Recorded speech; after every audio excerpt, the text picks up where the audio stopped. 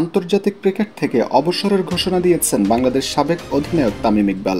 গতকাল রাতে দেওয়া এক ফেসবুক পোস্টে তিনি কথা জানিয়েছেন। আগামী মাসেই মাঠে গড়াবে আইসিসি চ্যাম্পিয়ন্স ট্রফির খেলা। আসন্ন এই টুর্নামেন্টে তামিম ইকবাল খেলবেন কিনা তা নিয়ে ছিল অনিশ্চয়তা। সাবেক এই অধিনায়ক আবার জাতীয় দলে ফিরবেন কিনা তা জানতে নির্বাচকরা তার সঙ্গে বৈঠকও করেছেন। এদিকে বাংলাদেশের ড্যাশিং এই ওপেনার আজ জানিয়েছেন জাতীয় দলের জার্সিতে আর ফিরছেন না তিনি। আজ রাতে নিজের ফেসবুকে দেয়া এক পোস্টে তামিম লিখেন, আন্তর্জাতিক ক্রিকেট থেকে দূরে আছি অনেক দিন ধরেই, সেই দূরত্ব আর গুছাবে না। আন্তর্জাতিক ক্রিকেটে আমার অধ্যায় শেষ। তিনি আরও বলেন, অনেকদিন ধরেই এটা নিয়ে ভাবছিলাম। এখন যেহেতু সামনে চ্যাম্পিয়ন্স ট্রফির মতো বড় একটি আসর সামনে, আমি চাই না আমাকে ঘিরে আলোচনা হোক এবং দলের মনোযোগ ব্যাহত হোক।